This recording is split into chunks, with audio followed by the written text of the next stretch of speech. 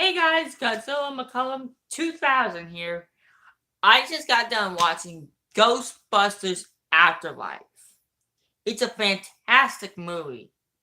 The reason why I say it's a fantastic movie and not uh one of the best movies that came out in 2021 is because I have seen that throughout the movie it makes humongous, and I almost mean like comparisons to the original. Like there's so many references to the original. Like, I feel like it's kind of like a remake slash reboot. It's kind of like it's a continuation of the original of the first Ghostbusters movie slash a reboot, a proper reboot. Because Jason Reitman, I think that's his name. Hold up, I gotta look it up on Hulu. Yes, this is where I did see the movie. If you guys judge me for seeing it on Hulu, how about you get mad? I don't care.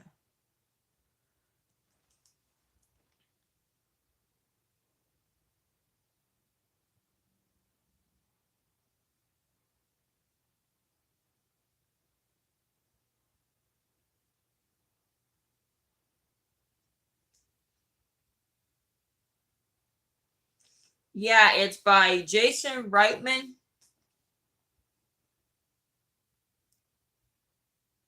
He somehow managed to get Dan Aykroyd, which we heard from the trailer, said raise a cult.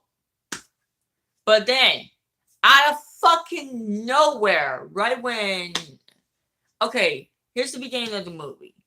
Phoebe's messing with the power in their apartment, and then they get evicted, and then they have to go all the way to Somerville, Oklahoma. I'm sure it's not a real place, or it could be in the U.S. But anyway, they moved to Somerville, Oklahoma. Then they find out they're spending more than a week there. They could stay there indefinitely, but I actually think they should stay there indefinitely because there's a mining, and it's called Shandor Mining Co. And if y'all play a lot of Ghostbusters or watched a lot of Ghostbusters, Shandor should set off some fucking alarm in your head. It should set off that basically it mentions Evo Shandor from the original. That's what I first noticed when I started watching it. Evo Shandor. And here's what the description for the movie is. When a single mom and her two kids arrive in a small town, they begin to discover their connection to the original Ghostbusters and the secret legacy their grandfather left behind. Yeah, actually, this is like a true sequel. And I'm going to say this. This is a very true sequel to the original. If you guys love Ghostbusters 2, go ahead, watch it. Like, I'm not going to stop you. I'm just a reviewer. But if you are those people that actually like continuity, Ghostbusters and then Ghostbusters Afterlife, I think are the perfect two films. But the problem is, if you watch Ghostbusters 1, then Ghostbusters 2, and then Ghostbusters Afterlife, you can kind of see where the cast is starting to get older. I was about to say, you can't just watch Ghostbusters 1 and then Ghostbusters Afterlife with a 30-year jump.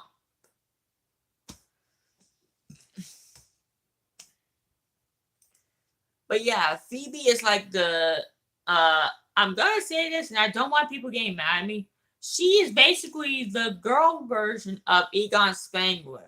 The family that moves into Egon's place is the Spangler family. Egon's daughter, granddaughter, and grandson are there too. What the fuck?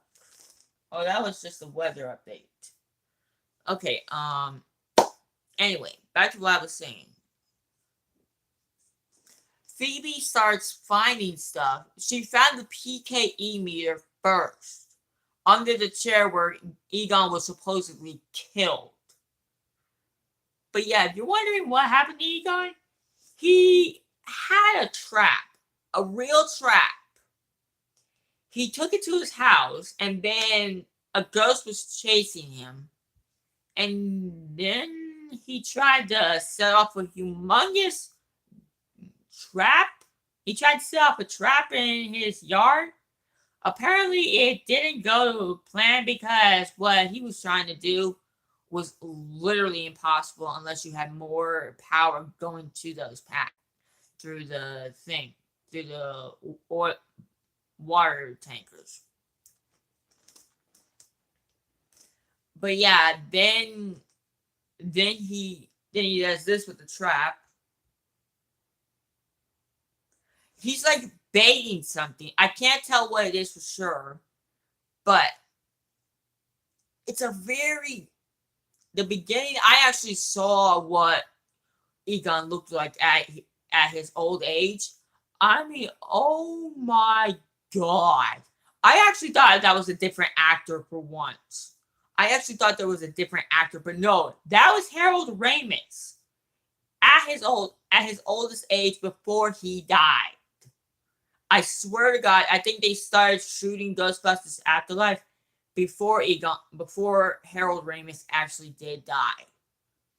Because how else are you gonna explain Egon's sudden appearance at the end? Yeah, let's talk about the end of the movie for a second. Right when Gozer and Ivo Shandor make their fucking comeback. Ivo Shandor was sleeping for over 70 years. When Zool and Vince Clortho, yeah, recognize those names? Recognize a whole bunch of these things? They all make a fucking reappearance, but then out of fucking nowhere, Vince Clortho fucks with the 4 mega proton streams that fucking keep the ghost from popping up every 70 years or so. Because there was a temple dedicated to Gozer, Zool, and Vince Clortho. Then I think Vince Clortho possessed the teacher that Phoebe knows, Mr. Gooberson or something. But yeah, he was possessed. He fucked with the trap that kept all the ghosts at bay. Now with that trap out of the way, basically a sky full of ghosts. And if you think the explosion of the containment from the original was bad, holy shit! The ghost storm in this movie puts the one in the original to shame. I mean, holy fuck. I was like, oh my god, there ain't no way they're gonna catch all of those ghosts. But when Phoebe learned what was in that yard of Egon's, she said, it's a trap. And no, I'm not making the Return of the Jedi joke saying, it's a trap.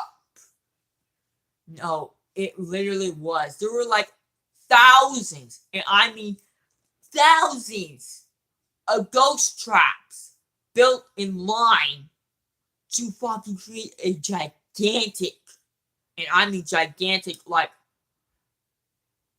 property-sized ghost trap.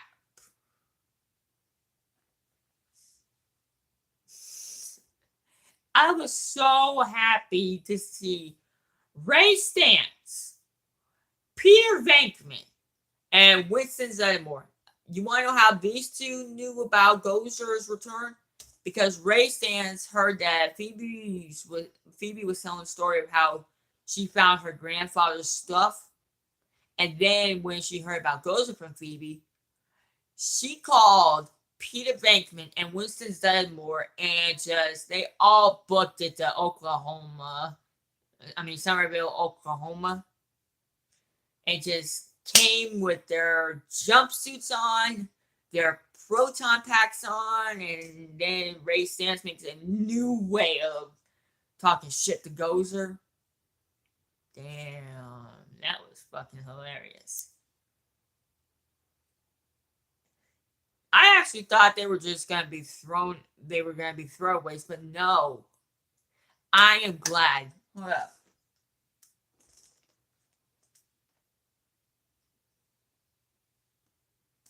Give me a minute. Give me a moment.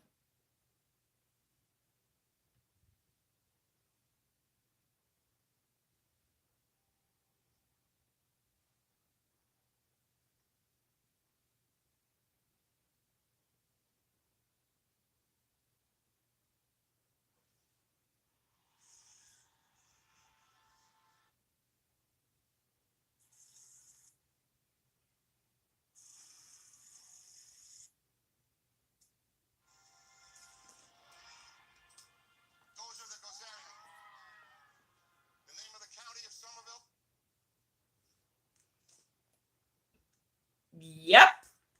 Then we got the Ecto 1. They got Ecto 1. They got the Cadillac that looked. They got the same vehicle that was from the first film in this. I thought they were gonna just build a better version, but no. Jason Reitman stood to his father's legacy of trying to create his own version of Ghostbusters, but he kept the stuff that was made from 1984 or the Ghostbusters universe into this film. I mean, the dude was actually inspired by his father's work. And yes, I swear these two are related, and one's a the guy that made the original, he is the father of Jason Reitman. State of Oklahoma, the U.S. Fish and Wildlife Service, all the members of Ducks Unlimited, the Association for the Advancement of Retired Person. I actually like how they got Bill Murray in this bullshit. They got Bill Murray, they got Winston Zeddemore, they got these people at their oldest age. I swear these people were at their, like, to the point where they're about to keel over any day.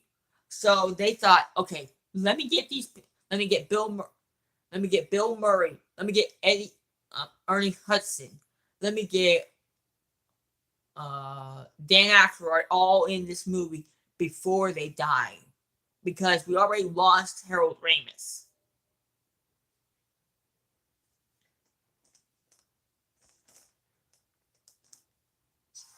I command you under the National Invasive Species Act to depart this world immediately. Bravo. So yeah, now Gozer's pissed.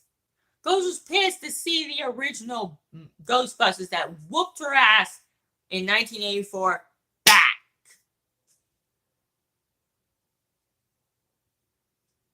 So I think every 27 years, this crap happens. Every 27 freaking years.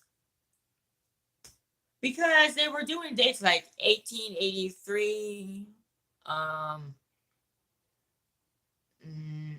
then there was the time 1984. If you guys do not know what that year is, that was the date of the original Ghostbusters release.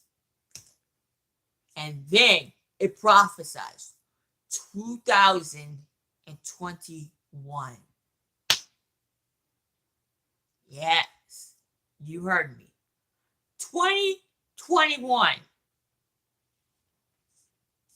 Sorry about my hair. I need to clip it soon. Actually, after this, I'm going to clip my hair. And then she's about to say the infamous line, "Are you a god?" And then Pete and Ernie Hudson say, not Ernie Hudson, but yeah, kind of Ernie Hudson. But Pete Venkman and Winston are about to say, "Come on, Ray, you should know this by now."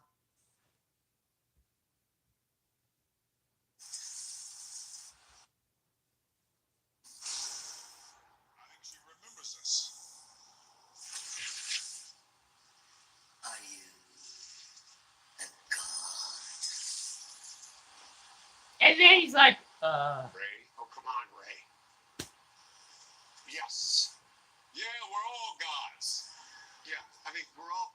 And then Pete starts making jokes about how he and Gozer broke up. I mean, like, they never had a relationship in the fucking first place, but oh, Bill Murray knows how to bring some comedy into this fucking piece of shit. Oh, God. Not piece of shit. Sorry, Jason Reitman. But this fucking movie, I swear, when it got to this part, I was laughing and I was so excited to see these three back in their iconic Ghostbuster outfit, geared up, ready to take on Gozer once again. And then when Gozer grabbed the streams and then just did like a whip, did like a I mean, like, Gozer grabbed the proton streams. Doesn't that shit fucking hurt your hands or something? Pretty dang special down here. On a personal note. On the count of three. Go on, 2, 1. Yeah, I got some stings I can send you electron volts. Now watch what happens. She grabbed them.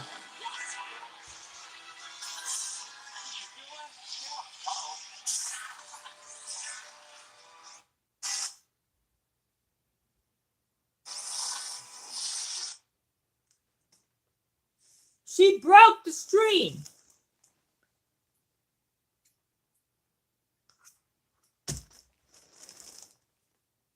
I thought grabbing the proton stream was impossible. But hell, what the hell do you expect from someone who's been waiting over 27 years to get their revenge? You'll pick up a new trick in that 27-year span. Boy, how do I tell you guys that this fucking movie is worth watching on Hulu? How do I tell y'all? How do I convince you guys to see this movie? If you were not able to go see it in theaters, if you have a Hulu account, look up Ghostbusters Afterlife. You're gonna have to deal with the story dragging on a bit, but oh yeah, and then they can grab a ghost named Muncher. He can eat through basically anything. Oh yeah, during the ghost apocalypse again, they grabbed one of the characters that was a toy in real life, and I think that was one that was converted from the where is he? Where is he? I gotta find him.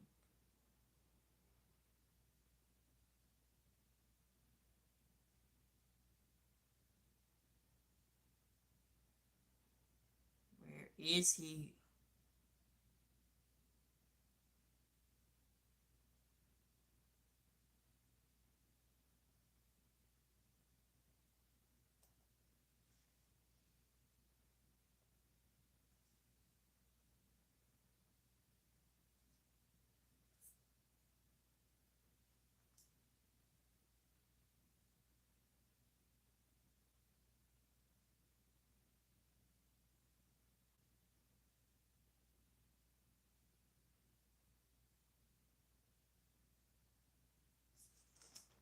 Here he is.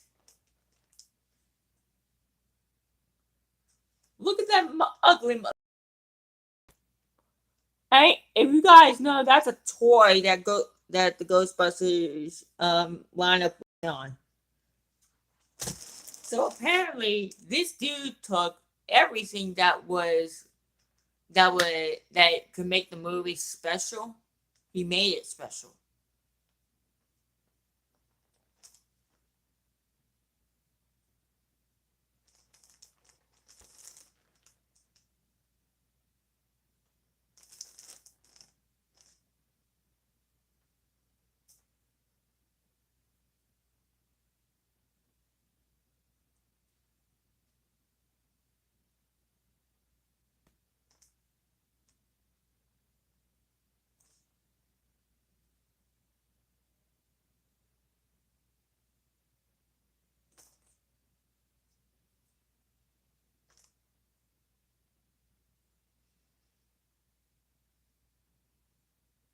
And then they say, "Oh, I don't remember the job being this painful." And then "That's what Ray says." And then Winston says, "I do. Ow, that hurt." No joke. Ernie Hudson got thrown into Ecto 1. Right there on the hub. On the HUD. I mean, on the hood. Why did I say hub or hood? Why did I say hub or HUD?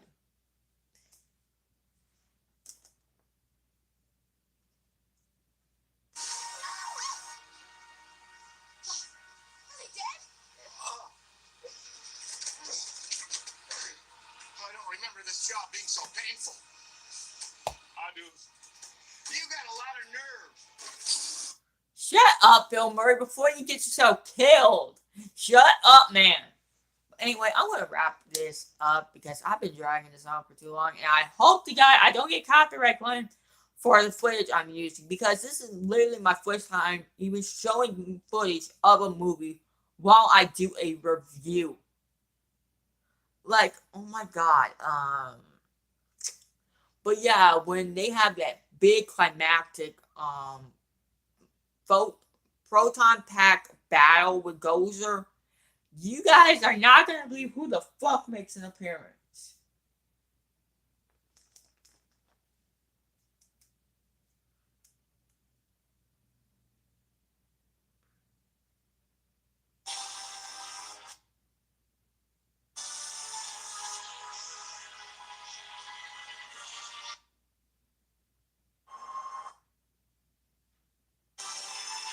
What's there? What's... See that blue thing right there?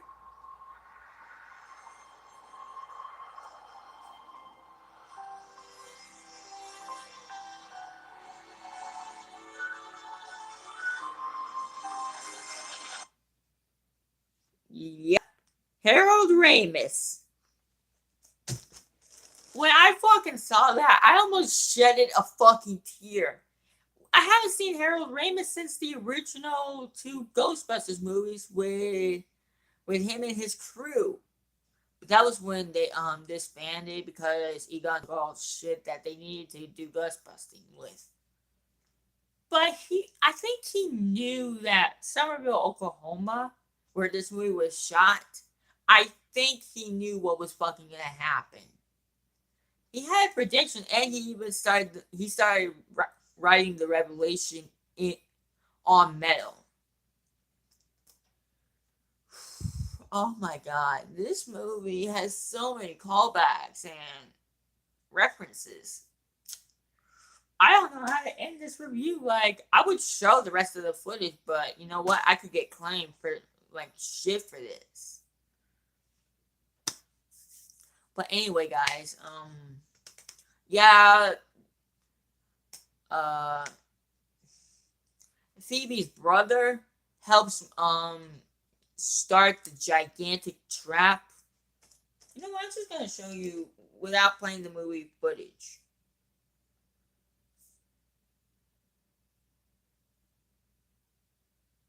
And then they're all like, "What the fuck? It's Harold Ramis. It's Egon. It's Egon."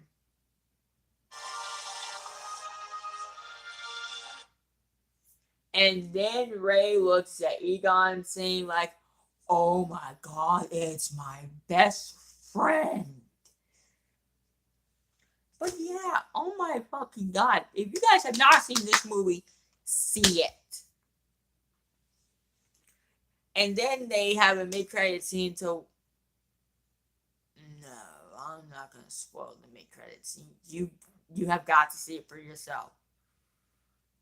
I'm not spoiling what happens in the mid-credit scene. No.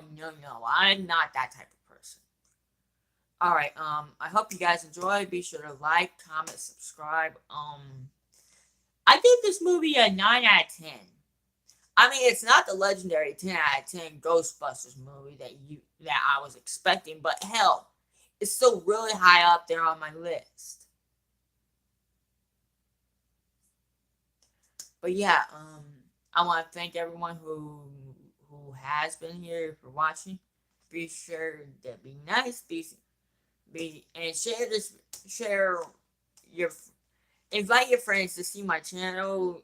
Not, and for all y'all who just come to my channel to see my female Mewtwo Loves Godzilla season 1 series, you guys need to fucking lay off, because I should have done better with the female Mewtwo voice, and y'all seriously, I feel like y'all have lost hype in season 2. So you know what? I think the female Mewtwo Who Loves Godzilla set is done. Yeah, I'm gonna go. Female Mewtwo Love Godzilla is no more. Because apparently people just love hearing the first episode where I fucking squeal like a little bitch. No. I got my pride. And you know what? Y'all can stop playing that video. I'm fixing to put all the female Mewtwo Loves Godzilla videos in private.